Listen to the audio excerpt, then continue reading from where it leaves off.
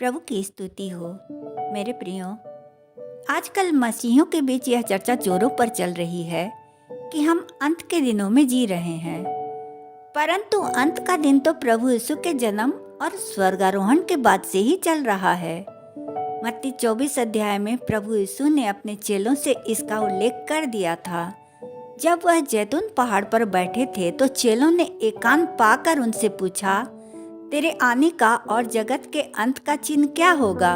प्रभु ने उनसे कहा, सावधान रहो, कोई तुम्हें भरमाने ना पाए, क्योंकि बहुत से झूठे मसीह बनकर तुम्हें भरमाएंगे। जाति पर जाति और राज्य पर राज्य चढ़ाई करके लड़ाइयाँ लड़ेंगे। जगह जगह अकाल पड़ेंगे, भूकंप होंगे, क्लेश देने वाले तुम्हें पकड़वाएंगे और तुम्हें मार डालेंगे, और मेरे नाम के कारण सब जाति के लोग तुमसे बैर रखेंगे। बहुत से झूठे भविष्यवक्ता उठ खड़े होंगे और बहुतों को भरमाएंगे। अधर्म के बढ़ने से बहुतों का प्रेम ठंडा पड़ जाएगा। हाँ मेरे प्रियो, उस समय इतना अधर्म बढ़ जाएगा कि जो लोग प्रभु से प्रेम करते होंगे उनका प्रेम सचमुच में ठंडा पड़ जाएगा। परंतु यह सब तो पीड़ाओं का आरंभ होगा, परंतु जो अंत तक धीरज धरे रहेगा उसी का उद्धार होगा, और राज्य का यह सुसमाचार सारे जगत में प्रचार किया जाएगा कि सब जातियों पर गवाही हो, तब अंत आ जाएगा। मेरे प्रियो, अभी तक परमेश्वर के राज्य का सुसमाचार पूरे जगत में प्रचार ही नहीं किया गया है। बहुत सारे लोग ऐसे हैं जो परमेश्वर को और प्रभु यीशु को जानते तक नहीं हैं, और बहुत सारे लोग नास्तिक हैं जो किसी परमेश्वर को नहीं मानते।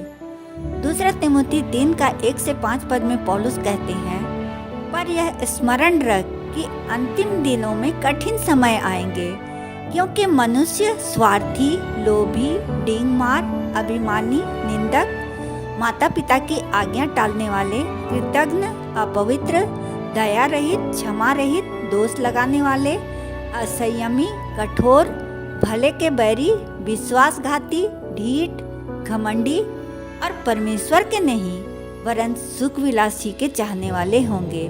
वे भक्ति का भेष तो धरेंगे पर उसकी शक्ति को न मानेंगे, जैसे उस समय के शास्त्री फरीसी थे।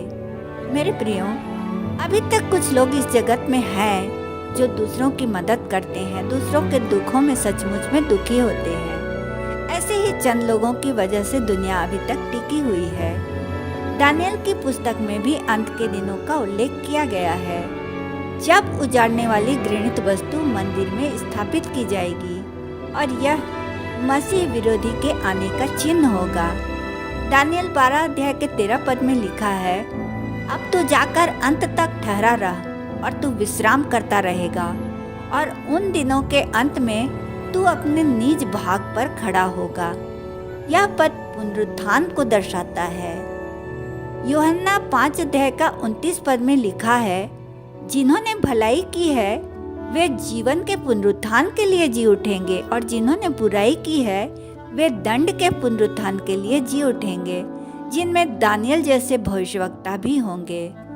दूसरा थिस्सलुनीकी 2 का 3 से 7 पद में पौलुस कहते हैं, किसी रीति से किसी के धोखे में ना आना, क्योंकि वह दिन ना आएगा जब तक धर्म का त्याग ना हो ले, और वह पाप का पुरुष अर्थात विनाश का पुत्र प्रकट ना हो जो विरोध करता है। यह सब एंटी क्राइस्ट के बारे में कह रहे हैं। और हर एक से जो ईश्वर या पूज्य कहलाता है अपने आप को बड़ा ठहराता है, यहाँ तक कि वह परमेश्वर के मंदिर में बैठकर अपने आप को ईश्वर ठहराता है।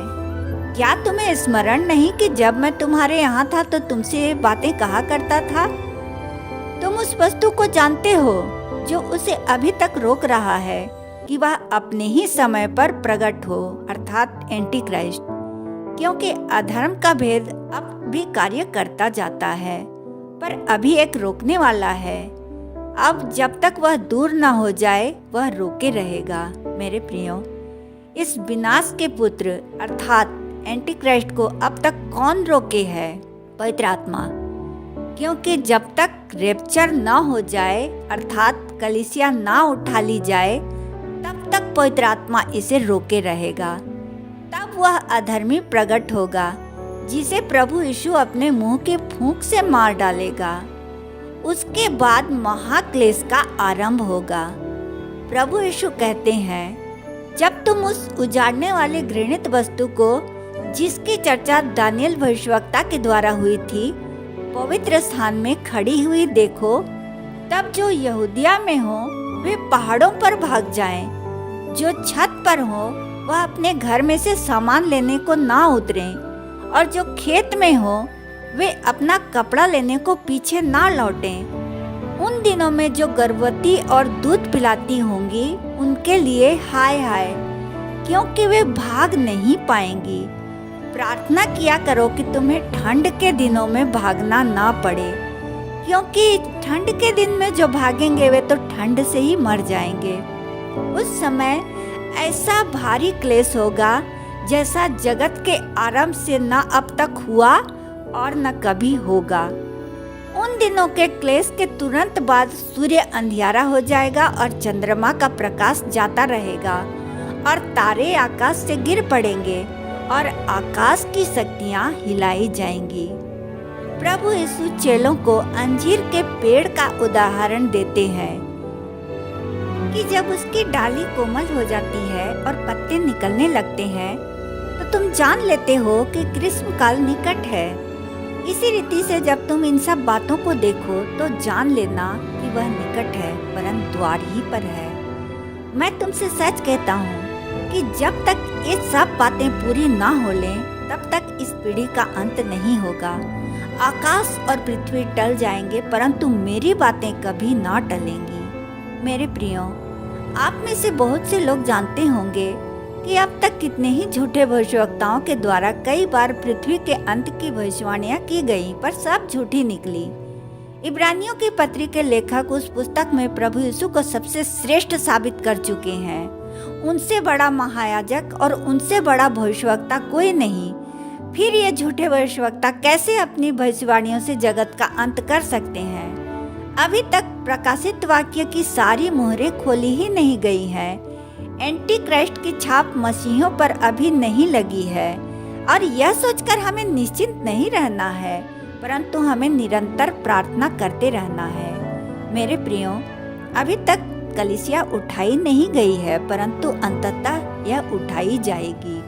मत्ती 24 अध्याय का 40 से 41 पद में प्रभु यीशु कहते हैं, उस समय 2 जन खेत में होंगे, एक ले लिया जाएगा और दूसरा छोड़ दिया जाएगा। 2 स्त्रियां चक्की पीसती रहेंगी, एक ले ली जाएगी और दूसरी छोड़ दी जाएगी। इसलिए प्रार्थना कीजिए कि आप छोड़ ना दिए जाएं। पहला कुरिन्थी 15 अध्याय के 51 पद में पौलुस कहते हैं, देखो मैं तुमसे भेद की बात कहता हूँ कि हम सब सोएंगे नहीं, परंतु सबके सब बदल जाएंगे। अर्थात परमेश्वर के चुने हुए लोग मरेंगे नहीं, परंतु उनका रूपांतरण हो जाएगा। पद 53 में वह कहते हैं, क्योंकि अवश्य है कि यह नाशवान देह अविनाश को पहन ले और यह मरणहार देह अमरता को पहन ले। पहला थिस्सलुनीके 4 अध्याय का 15 पद में पौलुस कहते हैं, क्योंकि हम प्रभु के वचन के अनुसार तुमसे यह कहते हैं कि हम जो जीवित हैं और प्रभु के आने तक बचे रहेंगे, सोए हुओं से कभी आगे ना बढ़ेंगे, क्योंकि प्रभु आप ही स्वर्ग से उतरेगा। उस समय ललकार और प्रधान दूत का शब्द सुनाई देगा और परमेश्वर की तुरही फूकी जाएगी और जो मसीह में मरे हैं वे पहले जी उठेंगे। तब हम जो जीवित हैं और बचे रहेंगे उनके साथ बादलों पर उठा लिए जाएंगे कि हवा में प्रभु से मिले और इस रीति से हम सदा प्रभु के साथ रहेंगे। मेरे प्रियो, ये सारे वचन रेप्चर के विषय में है, जो कि अभी तक हुआ नहीं है। इस युग का अंत इन सब बातों के बाद होगा। उत्पत्ति पहले अध्याय के पहले और दूसरे पद के बीच में एक बार पृथ्वी का अंत हो चुका था, जबकि परमेश्वर ने लूसीफर के साथ उसके 1/3 स्वर्गदूतों को पृथ्वी पर पटक दिया था। तभी पृथ्वी बेडौल और सुनसान हो गई थी। दूसरी बार नूह के समय पृथ्वी जल में डूब गई थी। तब भी परमेश्वर ने नूह के परिवार के साथ कुछ जोड़े प्राणियों को अर्थात जीव जंतुओं को बचा लिया था।